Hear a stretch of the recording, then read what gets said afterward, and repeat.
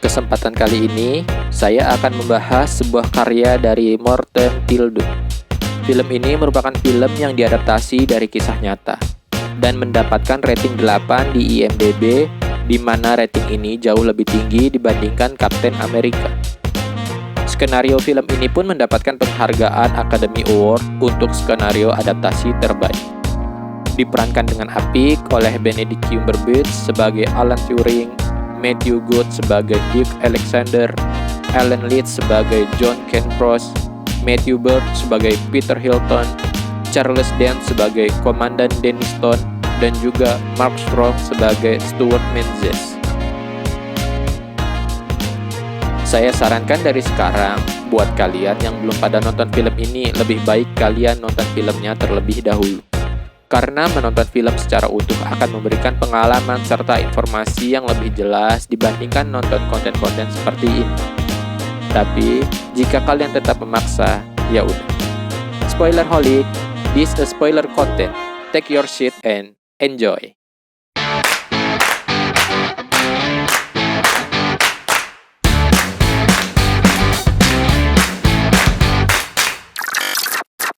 Film dimulai dengan perbincangan dua orang pria. Dia merupakan Alan Turing, peran utama dalam film ini. Alan sedang menjelaskan sesuatu tentang apa yang telah terjadi sebelumnya kepada Detektif Knox. Kemudian scene berpindah ke timeline waktu sebelumnya, di mana ada Detektif Knox dan seorang polisi yang sedang berada di rumah Alan. Karena kondisi rumah yang sangat berantakan, polisi pun menduga bahwa telah terjadi perampokan di rumah itu. Pada saat kedua petugas tersebut bertanya kepada Alan, dia menjelaskan bahwa tidak ada perampokan di rumahnya, kemudian mengusir kedua petugas tersebut. Dan film pun dimulai. Scene berpindah ke stasiun kereta dan dapat disimpulkan timeline ini sepertinya mundur jauh sebelum scene awal tadi, yang dimana ada suara yang menjelaskan bahwa pada saat itu Inggris sedang berperang melawan Jerman. Terlihat Alan sedang berada di dalam kereta yang ingin pergi ke suatu tempat. Yap, dia menuju Bletchley, di mana di tempat ini ada sebuah dinas rahasia Inggris yang sedang meneliti sebuah alat enkripsi Jerman. Pada adegan ini, Alan sedang berbicara dengan Komandan Denniston. Dia menjelaskan bahwa dia merupakan seorang ahli matematika dan ingin bekerja di dinas rahasia tersebut. Tetapi, sepertinya Komandan tidak menyukainya. Saat Komandan ingin mengusir, tiba-tiba Alan mengatakan sebuah mesin komunikasi Jerman yang memang sedang diteliti oleh dinas rahasia tersebut. Enigma. Dan Komandan pun tidak jadi mengusirnya, dan mengizinkan Alan untuk melihat mesinnya dan memecahkan kode mesin tersebut. Pada adegan ini, terlihat ada beberapa ahli yang memang dikumpulkan Komandan untuk memecahkan kode Enigma. Mereka adalah karakter-karakter yang di awal scene tadi sudah saya perkenalkan. Pada perbincangan ini, kita diperkenalkan bahwa Alan merupakan seorang introvert. We work together then. I prefer to have my own office. You're a team and you will work as one. I don't have time to explain myself as I go along, and I'm afraid these men would only slow me down. Pada adegan ini, Alan sedang bekerja secara terpisah dari yang lainnya. Ia walaupun hanya dipisah dengan rak buku. Dia mencoba untuk membuat sebuah mesin yang akan memecahkan pesan Enigma secara instan.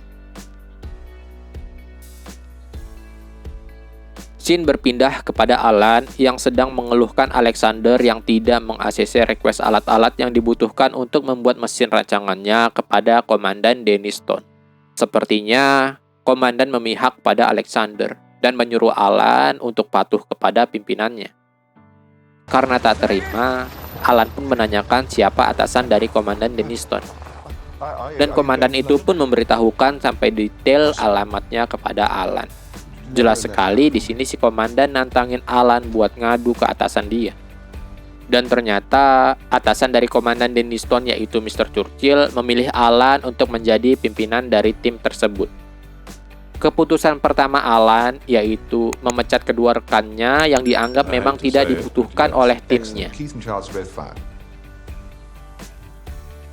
Saat kembali ke ruang kerja, mereka pun mengeluhkan bahwa mereka kekurangan orang. Dan Alan pun memberitahukan bahwa dia akan mencari kandidat baru dengan cara memberikan teka-teki silang yang disebarkan melalui koran.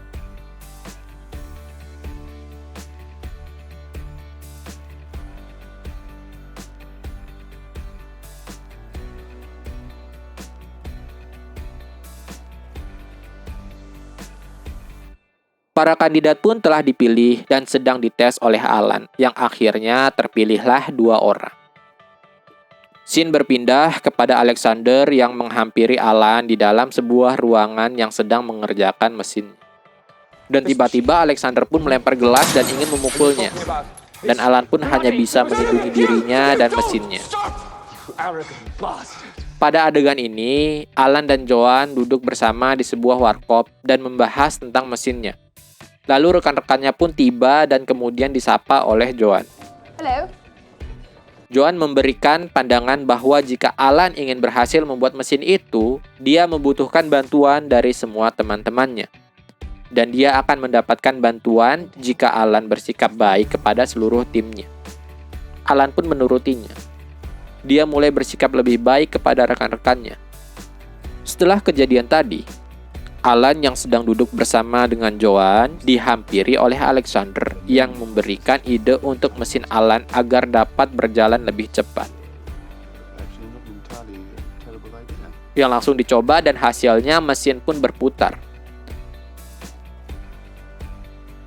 Setelah menunggu beberapa lama, Alexander pun bertanya seberapa lama mereka akan mendapatkan hasil dari mesin tersebut. How long? Tetapi tidak dijawab oleh Alan.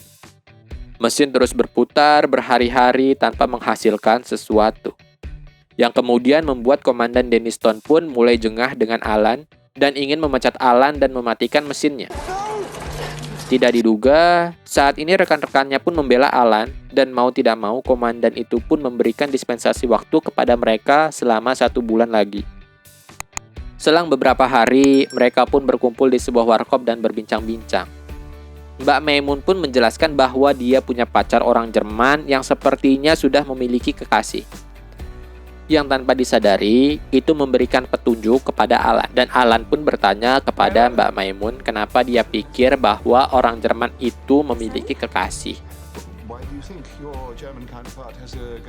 Dan akhirnya Alan pun mendapatkan ilham seketika itu juga untuk memecahkan kode Enigma.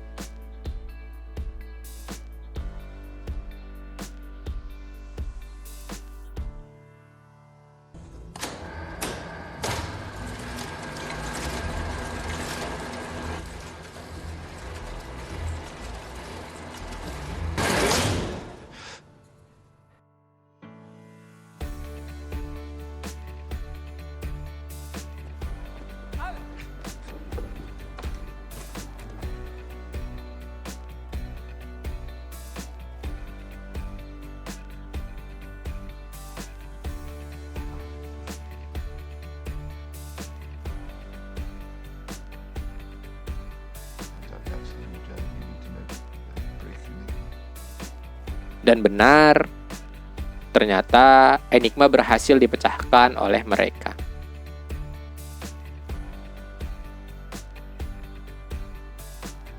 Kemudian scene berpindah ke timeline awal yang dimana Alan Turing sedang menceritakan kisahnya kepada detektif Knox.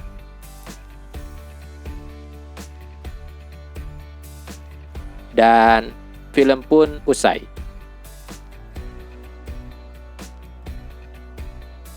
Saya sengaja tidak menjelaskan secara detail dan rinci tentang film ini. Ada beberapa plot dan konflik yang sengaja tidak saya jabarkan di sini. Jadi bisa saya pastikan, kalau teman-teman nonton film ini, teman-teman tetap akan bisa menikmati filmnya.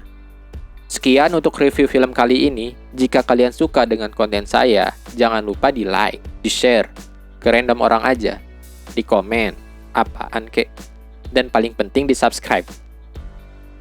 Terima kasih buat para spoiler holic.